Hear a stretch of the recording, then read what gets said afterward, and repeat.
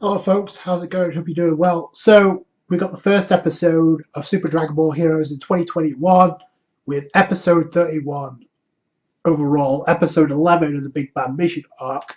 And we're going to waste a little time because this episode immediately cuts right into the action with Super Saiyan 4 Limit Break Vegito and Dark King Fu. And I have to say, props to Fu for actually keeping up with Vegito despite the fact he's a Super Saiyan 4 Limit Break. He wasn't the only one who displayed that form, though. Spoilers for this episode. But part sequence in the action I appreciated where you see the fluidity of the hand-to-hand combat between Vegito and Fu. I like that part so much because it focuses on the action. So that's a great detail. And then Vegito comes back with a quirk like, "Oh, are you done already, Fu?" And Fu's like, "No, I'm going to change my strategy a little bit." So immediately it wastes little time this episode. It went by so fast, and I know it's a 10-minute episode, but because of what happened, it went by so fast. So you also have Ribeiro and Demigra who came in. I'm assuming that's how Super Saiyan 4 Vegito comes in. You also have Tara and Mira on the sidelines too. I hope they do more, personally. We'll have to wait and see. But just to have those characters interact is pretty cool anyway. Fu uses his powers to, like, number one, bring the Coliseum arena that we saw in the previous episode where Broly was hanging out, and bring that to where the tree is.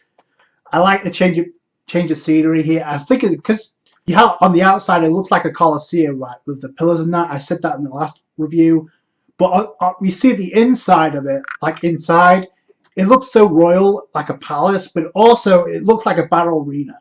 It's a different fighting arena than we've seen before, and that's something I appreciate when it comes to Super Dragon Ball Heroes, because they at least do something that's kind of different and fresh, even if the execution at times isn't all that great.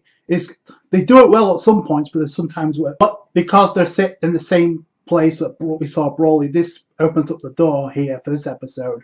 So if he changes the scenery, and then Vegeta fires a Ki Energy Blast. I mean, he just flies out of the way, and immediately before anything else, in comes Broly, the original legendary Super Saiyan Broly, comes right in, comes storming in to attack. He's like, "Kakarot, Vegeta." So obviously, the old school Broly. It's not the DBS Broly. I guess Heroes didn't want to take a chance with the copyright strike from Shueisha. I'm just kidding.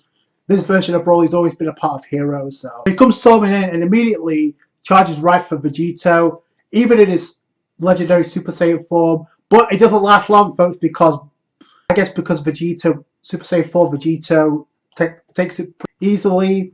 The most interesting part to me about this sequence is the dialogue we get from Toa and Mira, and then from Demigra. So, speaking of which, we actually get a glimpse into Ribeiro's voice actor for the first time ever, so that's pretty neat.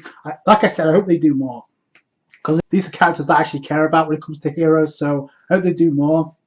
And to me, it's been the most entertaining part of this entire arc, that what's going on behind the scenes with the Demon Realm. And it explains, so spoils me, because I haven't caught up with the Dark Demon Realm arc in the manga yet. So there's a few chapters I'm short behind, so this kind of spoils it. But it does explain a few things. Number one, they point out that Broly's arrived, and then Toa points out that Broly was missing for the final fight against the Demon Realm. So that kind of explains that. But then Demigra actually gives us a little bit of insight as to foreshadowing as to what we expect from Broly. But he says he's been revived, but he's not brainwashed anymore. So before he was actually, I like the consistency here, because even though they haven't promoted the Dark Demon Realm arc in full in the promotional anime, they're not going against it of what's happened. Because if you don't know, Broly was manipulated by the Dark Demon Realm. He was brought back by them. He got brainwashed, but then according to Demigra, he's free of brainwashing, so he's free to do whatever he pleases now. But because he's come back so many times, he's gotten stronger. So again, that's the Zenkai boost for the Satan. So I like that. Even if some people may get puzzled as to how Broly was able to achieve this level. Super Saiyan 4 Broly is nothing new to Heroes, but the Limit Breaker is kind of interesting, but it does explain. If it sometimes doesn't make sense, I do appreciate that at least give us something as to how Broly is able to achieve this, so I do appreciate that. But then immediately Broly just like, we get the return of the Broly's Japanese voice actor, so there's no more apparent than when Broly is yelling out. It's a great yell. much like he did in the movie. He powers up to Super Saiyan 4, so that was actually one of the coolest sequences of the entire episode. So he goes Super Saiyan 4, but on top of that, he unleashes the Limit Break, and Vegito, Super Saiyan 4 Vegito, actually compliments Broly because he's like, he did that alone. Broly is mimicking it like it's nothing. Then we cut right back into the action. Broly goes right for Super Saiyan 4 Vegito, so the consistency is there. But they have to tend with the other Vegito, Blue, who cuts in and blocks the attack. So we get Broly versus the two Vegitos, which is something I'd never thought I'd see. So, and Broly's like, there's a sequence where both Vegitos actually try and hit Broly, and he tanks them both. So I appreciated that. That was epic. What this does is gives Few the opportunity to revitalize the Universal Tree while everybody's distracted by the action taking place. So he does that. Vegeta tries to do something, at least acknowledges it, but then Broly comes up with the Omega Blast and fires it right at Vegeta Blue. He tanks it, but the damage has been done because the window of opportunity came through for Few, and it revitalizes the Universal Tree. You see the fruit on the tree being reborn, so it's back on track despite the Super Dragon Balls, despite Beerus and the gods wishing it to be stopped. Few had the power to revitalize the tree. So, and by the end of the episode, it looks like a location again because it looks like a new universe is being created, which I have to admit, I was kind of hoping that would be the case anyway, just to see what it would look like. But yeah, it engulfs everyone.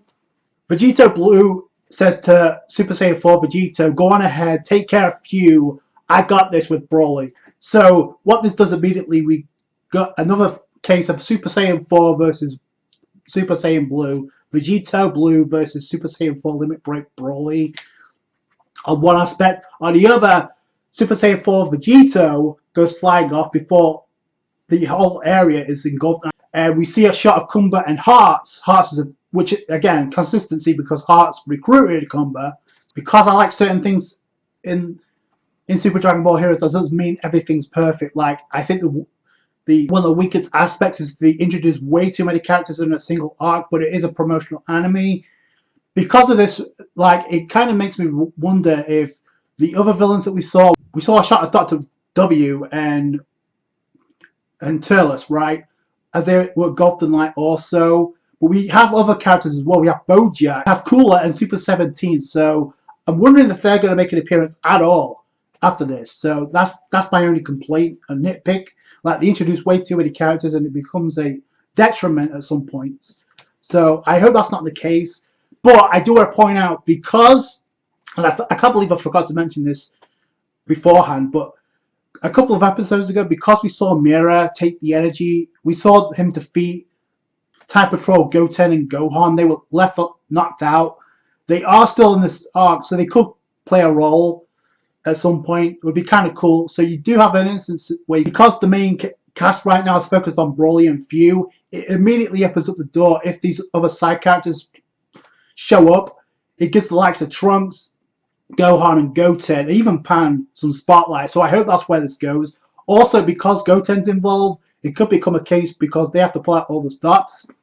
We could get a fusion of Gotenks, adult Gotenks. That'd be kind of cool. Or we could get a fusion of Gohan and Trunks, which would be kind of cool as well.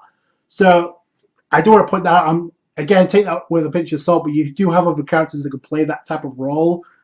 You have Few, you have Broly, you have the Demon Realm, and you also have Kumba into the mix. It's kind of obvious that Kumba is going to play a role because we saw him wake up at the end of the sequence. So I don't know what he's going to do, but this could be an opportunity where Kumba ends up fighting Broly because they're both out of control.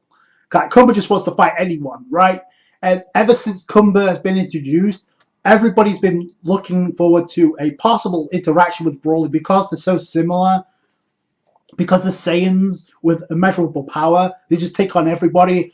So a lot of people want to see that fight. So this could be a huge opportunity, and it could be a case of, once again, the Super Dragon Ball Heroes, those in charge, listen to the fans and actually bring this fight. Because why would you have Kumba wake up by the end of the sequence if he doesn't get involved with this arc, unless he's just gonna sit back and just appear after this is all done, which could be a case. But I don't know. Let me know what you guys think. But that could be an instance where that happens. We get Kumba versus Broly.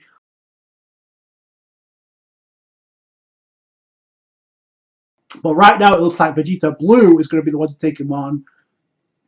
And remember, the fusion has a time limit, so they've been fused for quite a while. Also, speaking of consistency, we also saw a shot of Salsa and Booty, so I like that as well. I wonder if they're going to play a role as well, alongside Toa and Mira. I hope so, alongside Ribeiro and Demigra. Again, that's a dream come true, but I do want to see what they bring to the table here. Super Saiyan 4 Broly Limit Breaker is here. It looks cool. Again, and I kind of knew this was coming because of the cards that got released, but I did avoid the spoilers in the trailers, but it's still cool nonetheless. But yeah, I'm curious to see where this goes next. Let me know what you guys think down below. I thought it was a great episode. For an action episode, I thought this was great. It flew by so fast, faster than most episodes, but it got the plot along, and now we can look forward to what this new universe looks like with View. So I can't wait for that. That's going to do it for today, guys. Thank you so much for watching. Like the review if you did. Hit the thumbs up. I appreciate that. Subscribe to have more Super Dragon Ball Heroes or more Dragon Ball content. Catch you guys later. Thanks, guys. Bye.